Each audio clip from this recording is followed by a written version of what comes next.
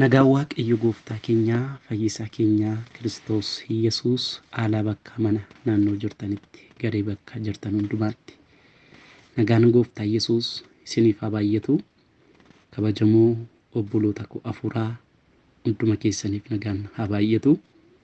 Waaqayyoo isa nagaa nuu baay'isee, isa araara nuu baay'isee, isa ayyaana nuu baay'iseef galanni guddaan haa ta'u.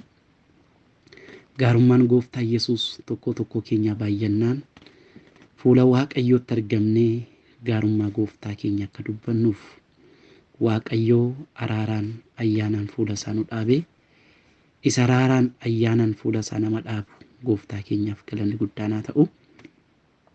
Baga gammaddan, baga gargaaramtan Waaqayyoo kallattii garaagaraatiin isin hiikaa, isin fayyisaa, isin eebbisaa kan ture. Waaqayyoo yaada garaa isaatii isa isinii qabu isa qajeelaa sana isinitti haasaa kan ture. Baga gammaddan. Yesuus gooftaadha. Namni tokko gaafa muddamee wanta isa muddi sanaaf muddama isaa sanaaf furmaata argatu baay'ee gammada. Gammachuu guddaatu itti dhaga'ama. Boqonnaa guddaatu itti dhaga'ama. Waaqayyo gooftaadhaaf galanni guddaan haa ta'u. Garee garaa jala kan jirtan hundumatti kan argamtan nagaan gooftaa Yesuus inni bakka hundumatti argamu, inni haalaan hin daangeffamne, inni bakkaan hin daangeffamne nan rakkadhe yookaan immoo nan koommadhee beellamatee kan nama jalaa nafne Waaqayyo gooftaa jiraataadhaaf galanni guddaan haa ta'u. Gargaarsa gooftaa keessa taanee Waaqayyo isa galanni barbaachisu kanaaf galata dhiyeessina. Maqaan gooftaa Yesuus haa kabajamu. Dhuguma Yesuus amanamaa akka ta'e, isa jedhe duukaa immoo akka jiru, isa dubbate galmaan ga'uu akka danda'u an harka Waaqayyo gooftaa kooti argeera. Namni jettanii dhugumaan Waaqayyo ulfeessaa, Waaqayyo kabajaa, Waaqayyo waaqeffataa kan jirtan, samii ulfina isaa kan isinitti bane Waaqayyo, balbala gaarummaa isaa kan isinitti bane Waaqayyo, balbala fayyinaa kan isinitti bane, balbala haara galfii kan isinii baname, balballi inni waaqarraa kan isinii baname galateeffachaa fuula Waaqayyootti hundi keenya iyyuu dhiyaannu. Maqaan koo Paastar Lammaan jedhama. Waaqayyoof galannaa ta'u. Egaa guyyaa dheengaddaa wajjin sagalee kana jalqabnee guyyaa kaleessa garuu haalli fi mijanne isin tajaajiluu nawwa garuu Waaqayyo gaariidha. Hundumaaf Waaqayyo haa eebbifamu. Sagalee Waaqayyo dubbisee tanan Waaqayyoon kadhannaa. Sagalee Waaqayyo gara keenya akka dhufuuf laphee banamee laphee dheebuu dubbii Waaqayyo qabuun Waaqayyo duratti dhiyaannee Waaqayyo gooftaa kana hin galateeffannaa. Akkamitti akka inni nu ilaalu karaa qabu obboloota koo. Kun qoricha hin qabu, kun manni yaalaa hin danda'u, kun furmaata hin qabu jenna yeroo baay'ee. Waan nu dhibee fi waan nu rakkisee irratti mul'ate immoo waa gochuun ni beeku. Ilmi Waaqayyo Yesuus gara koof gara keessan dhufee har'as waa godhaa. Inni kaleessa hojjete har'as akka hojjetu. Inni kaleessa fayyise har'as fayyisuu akka danda'u. Inni kaleessa hiike har'as hiikuu akka danda'u. Inni kaleessa isin gargaara har'as nu gargaaruu akka danda'u amanaa fuula Waaqayyootti dhiyaannee Waaqayyo gooftaa kana kadhannaa. Maariqoosii boqonnaa 1 lakkoofsa 40 hanga 45 isa jiru dubbisee tanan kadhadhaa. Egaa mata duree jalqabe hin xumurre. Wanta Waaqayyo wanta si dhibe irratti dhufeera waan jedhu irratti dubbadha. Yesuus gooftaadha. Waan maal si ta'e irratti, waan si dhibe irratti Waaqayyo dhufeera sagalee jedhu irratti dubbadha. Akkanidha dubbiin Waaqayyo. Waaqayyo amala isaati. Waan qorichi dadhabe, waan doktorri dadhabe, waan namni dadhabe, waan namni biyya lafaarra umurii biyya lafaarra jiraatu keessatti hojjetee yaadee kaayyessee karooree dadhabee Waaqayyo irratti dhufa. Hin danda'a Waaqayyo. Har'as dhimmi koo mala dhabe, waa'een koo furmaata dhabe, dhibee koo qoricha dhabe jettanii abdiin kutinaa. Isa sin dhibe sanarratti, isa sin rakkise sanarratti, isa abdii sin kutachiise sanarratti, isa mala sin dhoowwate sanarratti Yesuus ilmi Waaqayyoon dhufa. Ameen. Haleluuyaa. Ifama. Maariqoosii boqonnaa 1:40 irraa kaasee hanga 45 akkanidha. Namni dhagni isaa lamsaa'ee tokko gara Yesuus dhufe. jilbeeffatee fedha kee yoo ta'e na qulleessuu dandeessa jedhee hin kadhate. Kanaaf Iyyasuus garaa laafee fi hiixatee qabeedha. Garaa laafeef jedha. Kanuma akka Iyyasuus garaa laafessi jira laata. Iyyasuus gooftaadha. Garaa laafeef jedha. Har'a nama na dhugaa. Guyyaa Waaqayyo gaafa ga'u. Atis amantee gaafa murteessite dhugaa Waaqayyo sitti himu. Waaqayyo garaa sii laafeera. Garaa laafeef jedha. Hiixatee qabe fedheera qullaa ittiin jedhe. Achumaan namichi lamsiin isa irraa fayyee qullaa lamsii isaa irraa fayyee qullaa. Har'a rakkina keerraa, har'a boo'icha keerraa, har'a dhiphina keerraa, rakkina keessa sitti baay'ate san haqee sirraa qoorsa leenciudha Yesuus. Haleluuyaa. Maal godhee irraa haqee qulleessee sirraa qimimmaan kee, sirraa rakkina kee, sirraa dhiphina kee si qulleessaa.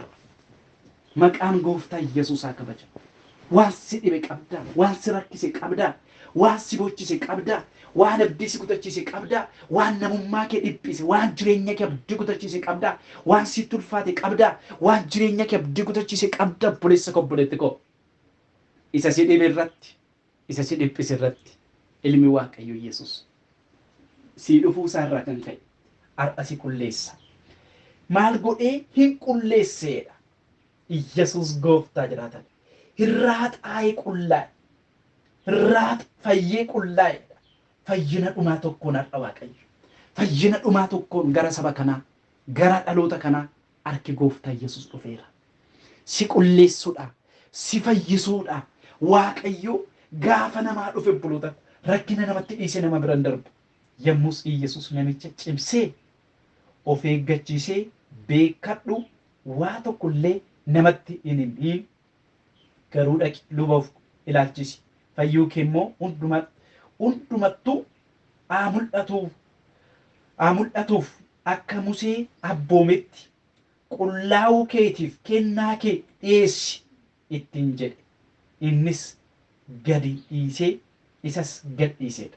Namichi achuma erga ba'ee booddee waan baay'ee na'ee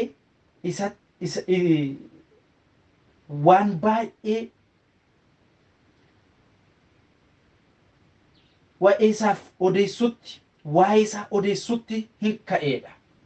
Odeessutti waa'ee eenyu? Waa'ee Yesuus. Dubbii kan biyyaan ga'e. Kanaaf Iyyasuus lafa namichi jiru hin jirre bubbisee malee mul'inatti mandarattiitti galuu hin dandeenye. Namoonnis iddoo haallee gara isaa hin dhufan turanii jedha. Ilaa deemi fayyuu kee namni hunda argu jedhe. Har'a obboleessa koo obboleetti koo fayyuu kee dhaloonni eebbifamuu kee hiikamuu kee rakkina keerraa dhiphina keerraa hidhaa jireenya keerra jirurraa siikuudhaa Iyyasuus dhufeera. Wanta si dhibe irratti Yesuus si dhufeera. Mee waan na dhibe irratti waan si dhibe kan qabda yoo jiraattan waan na dhibe irratti Yesuus naa dhufeeredha. Haleluuyaa. Yesuus gooftaa jiraatadha. Mee Waaqayyo gooftaa galateeffanna. Isa galanni barbaachisu galateeffanna. Isa gara namaa dhufu, isa seenaa namaa geeddaru, isa galmee namarraa fuudhu, isa ba'aa ulfaataa namarraa fuudhu, isa gadda namarraa fuudhu, isa qulleessee nama fayyisu. Har'a qulleessee sin fayyisuudhaaf harki tokko nama tokko dhufeera. Gooftaa bara baraa galanni siif haa ta'u. Kabajamaa ulfaadhu. Jiraata haleluuyaa. Ulfaadhu leenca Yihudaa Yesuus. Maqaa gooftaa Yesuusiin galanni siif haa ta'u. Yaa Waaqayyo galata kee. Maqaa gooftaa Yesuusiitiin dhaloota kana waan eegdeef, saba kana waan gargaarteef, dhaloota kana humni kee waan gargaareef, dhaloota kana ayyaanni kee waan gargaareef hafuura qulqulluu galanni siif haa ta'u. Namaa dha'u maalan jedha maalan dubbadha galata kee malee gooftaa koo maqaa kee hunda caaluuf galannaa ta'u. Waaw jiraataa koo galata kee. Guddaa bara baraa galata kee. Yesuus gooftaadha. Haleluuyaa. Dhugaa dhalaa waan isin rakkisitti dhiphattaniif Waaqayyo dhufeera. Dhufeera Yesuus. Tootiin jaallatiin inni jaallatee gara kee dhufeera. Waaqayyo dhimma keenya irratti nu dhufeera namoota Waaqayyo. Haleluuyaa. Yaa Waaqayyo galata kee. Yaa Waaqayyo galata kee. Galata kee gooftaa ko. Hongeen rakkinaa saba kee irraa ka'u. Ulfina keetiin taane saba keetii irraa ka'u. Inni saba keetti ulfaate. Inni ijoollota keetti ulfaate. Inni saba keetti ulfaate. Har'as rakkinni. Har'as dhibeen jira. Har'as gaaffiin jira. Har'as sabni kun gaarii qaba. Har'as sabni kun dhukkubsatee dhibee baatee deema. Maaloo gooftaa ko yoo ati dhufte malee malli keenya hin jiru iddoo biraa. Furmaata iddoo biraatiin eeggannu. Mala iddoo biraatiin eeggannu. Abdii iddoo biraatiin eeggannu. Mul'ata iddoo biraatiin eeggannu. Yaadatama iddoo biraatiin eegnu. Harki kee haa dhufu Yesuus. Maaloo jiraataa koo harki kee haa dhufu. Guddaa koo harki kee haa dhufu. Amanamaa koo harki kee waaqarraa dhufu. Ija hunduma gootu ulfaadhu. Hafuurri dukkanaa dhaamu. Hafuurri muraa dhaamu. Hafuurri seexanaa dhaamu. Inni milkaa'ina namaa jibbu. Inni nagaa namaa. Inni yaa Waaqayyo guddina namaa. Inni haala galfii namaa jibbu seexana. Humna du'aa qabu gooftaa Yesuusiiti. Billaa kee billaa Waaqayyootiin haa waraanamu. Billaa kee billaa Waaqayyootiin haa waraanamu. Billaa kee billaa Waaqayyootiin haa waraanamu. Inni mul'ata saba kanaa qabe. Nabdii saba kanaa. Kaayyoo saba kanaa. Mul'ataaf akeeka dhaloota kanaa qabe. Eegalma kee gooftaa jiraata Yesuusiin gadaa dhiisu. Otoon jaallatiin namoonni boojuu gugurdaa Waaqa harka keessan galchuu jirtu. Yesuus gooftaadha. Haleluuyaa. Otootti yaadin dingata boojuu addaa Waaqayyo dabarsee harka keessanitti akka kennu Waaqayyo Hafuurri Qulqulluun natti dubbata. Ilaa namoonni baay'een boojuu qabanii gadhiisu jedha Waaqayyo. Saba kootiif garuu boojuun dabarsee laadduun qabanaan jedha Waaqayyo.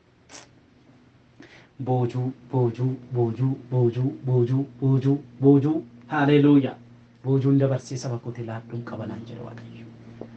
Yaa Waaqayyo harka keessan milkaafadhaa. Akka nama hidhatee waa fuudhatutti harka keessan milkaasa. Harka Waaqayyo irraa boojuun harka kee irra dhufa. Boojuu addaatu harka keessan irra dhufa. Kamitti akka dhufu hin beeku. Karaa kamiinis akka dhufu hin beeku. Garuu boojuu namoota harkatti arganii marga. Boojuu eebbaa, boojuu yaa Waaqayyo ulfina keetii of harkatti argan. Kana booda harki kun hojjetee duwwaan ta'een. Kana booda harki kun hiixatee duwwaan deebi'een. Harki kun nan qabadhee maqaa gooftaa Yesuusiin duwwaan deebi'een. Harka kana eebbisi.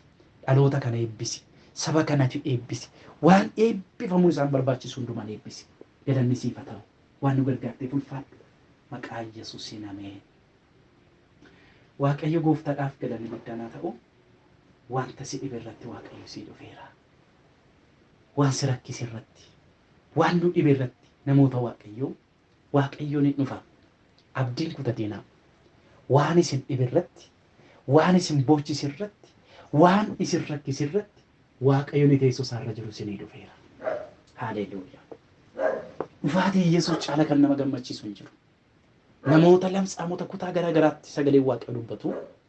Abbaatu dhufeef hin jedhu, firatu dhufeef hin jedhu, abbaa qabeenya beekamaa tokko dhufeef hin jedhu, ispeeshaal dooktorii tokko tummuu dhufeef hin jedhu. Waaqayyo dhufeedha. Yesuustu dhufeedha. Haleluuyaa. Har'as dhugumaan lamxiidhaan rukutamtanii dhibee lamxiin illee jireenya keessan irra yoo jiraachuudha baate. Jireenya keessa madaa'e, abdii keenya madaa'e fayyisuudha. Dhalootarraa waan adda godhe, mudaa kan sitti godhe, umurii kee malee mudaa kan godhatte, jireenyi kee mudaa kan qabu, mudaadha. Mudaadha lamxiin. Ittiin hin dhalanne itti dhufe. Dhiiga Yesuus isa sitti dhufe sirraa deebisa Waaqayyo. Isa nagaa keetti dhufe, isa mul'ata keetti dhufe, isa kakuu keetti dhufe, isa guddina keetti dhufe sana. Haleluuyaa. Har'a sirraa si qulleessa. Garaa laafee fayyada mitiidha. Garaa sii laafaa Yesuus. Ati malee, ati gamuudhaaf barbaade malee, ati dhugaadha fuula isaa barbaade malee, ati yaada Waaqayyo barbaade malee, dhugaadha Waaqa barbaade malee, inni garaa jabaate akka namaa si firadda dhufa. Namni otoo rakkina namaa ilaalu, otoo gaafii namaa arguu, otoo mimmaan namaa arguuti, callisee nama bira darba. Maalan sii godhee nama bira darba. Anuyyuu akkana hoo jedhee rakkina isaa yoo ati rakkina keetti himatte rakkina sitti himata namni. Isa rakkina namarraa buruutu dhufe. Isa rakkinatti himattee deebisee rakkina sitti himu ta'uun ta'in. Waaqayyo gooftaan gaafa namaa dhufu rakkina satti rakkatte, dhibee satti rakkatte, gaafii isatti rakkate, boo'ichatti itti rakkate, cabdee isatti rakkate sana sirraa fuudhuudhaa fi harki gooftaa Yesuus gara mana kee dhufa. Bara baraan Waaqayyoof galannaa ta'u. Isatti rakkatte sana, isatti dhiphattu sana, isatti boochu sana, isatti yaaddoftu sana, isatti sitti dukkanaa itti yaaddaa ittiin bu'aa jirtu sana ba'aa yaaddoo rakkinaa sanaa sirraa fuudhuudhaa dhufe leencuu dandeenya. Sirraa fuudhii qulleessa deemi dhugaa ba'i jedhee deemi dubbadhu jedhee ilaa kana booda dhugaa teesseen boochu abdii kutatteen boochu deemtee gaarummaa Waaqayyoo deemtee guddina Waaqayyoo safuu gaarummaa Waaqayyoo safuu tola Waaqayyoo safuu araara Waaqayyoo jedhanii amma sirraa jeffatanitti Waaqayyo waaqarraa gara kee dhufe. Paaraadhiikooba. Haalelooyaa. Guddina Waaqayyoo akkatti dubbattu araara Waaqayyoo akkatti dubbattu jabina Waaqayyoo akkatti dubbattu godhe. Namichi kun aarsaa dhiyeessee gaafa lamsiin irraa itti dhufeerraa kaaseeti galanni isaa dhaabate. Aarsaa dhiyeessuudhaan beekamaa ture. Amma garuu in dhaabbate. Maaliif? Dhiphina baatee, gaafii kana baatee, rakkina boocha kana baatee dhaabbatee galateeffachuu hin danda'u. Iddoo aarsaa dhaabbachuu hin danda'u. Har'a dhugaan sitti hima. Ilaa galata keetti si deebisa Waaqayyo. Dhugaana naman galata kootti na deebisa Waaqayyo. Galata keetti si deebisa. Iddoo aarsaatti si deebisa. Isaan iddoo aarsaatti si buusisan. Akkati galateeffataan jiraanne isa gad si buuse sana dhugaadha Waaqayyo gara kee dhufeeti isatti itti cinqamte sana cinqii kee sana sirraa fuudha Waaqayyo. Iyyadatame namni kun har'a hin beeku iyyadatamta. Dhugumaan inni ilaalamta si ilaala Waaqayyo. Luqaas boqonnaa 5 12-16 Luqaas boqonnaa 5 12-16 akkanidha. Yesuus mandara tokkotti argame. Eessatti? Mandara tokkotti. Jireenya kee irratti, abdii kee irratti Waaqayyo si argama. Yesuus eessatti argame? Mandara tokkotti. Namichi dhanni isaa guutuun lamxaa'e tokkos achi ture. Inni Yesuus yommuu argee adda isaatiin lafa dha'e. Yaa Gooftaa, fedha kee yoo ta'e na qulleessuu dandeessa. Jechi jarreen kun tokko miti garuu kadhanni isaanii garuu fedha Waaqayyoo yeroo kadhannu yeroo baay'ee akka fedha Waaqayyootti hin kadhannu. Kana godheenni akka nama ajaja tokko namatti hin baasutti yookaan akka nama murtee tokko murteessuutti kadhanna malee yaa Waaqayyo yoo fedha kee ta'e hin jennu. Mee dhugaan isinitti hima namoota Waaqayyoo yoo Waaqayyo isin gargaara. Yaa Waaqayyo jettanii gaafa kadhattan fedha kee haa ta'u jedhaa. Mee isaa fedha kennaa. Ilaa dhaloota kanarraa waa baradhaa dubbii Waaqayyoo irraa waa baradhaa gaafa kadhattanis jedha feeti kee Waaqarratti ta'e lafartaa ta'u jedhaa kadhadhaa jedha. Nu kadhuu kadhata kana namni kadhannu hin jirru. Yaa Waaqayyo maa kana gochuu diddee yaa Waaqayyo maa kana taasisuu dadhabdee jenna malee yaa Waaqayyo fedha kee yoo ta'e yoo fedha kee ta'e mee fedha Waaqayyoo kennaa. Fedha kee yoo ta'e na qulleessuu dandeessa. Garaa isaa tuqe laphee isaa tuqe akka inni ho'uuf yookaan immoo akka inni yaaduuf godhe jechi nama kana jechuudha. Har'as mee fedha Waaqayyoo si fiddu alaan. Fedha kee yoo ta'e na qulleessuu dandeessa. Yesuusis deebisee hiixatee qabee fedheeraa qullaa'i jedhee achuma namichi lamxeen isa irraa hin qullaa'e. Dhaqee dhugaa bahe. Dhaqee galata kee dhiyeessee akkuma irra kaane. Galanni Yesuus yaa ta'u. Hin sokkeedha. Dhukkuba isaarraa fayyeedha. Dhiphina isaarraa fayye.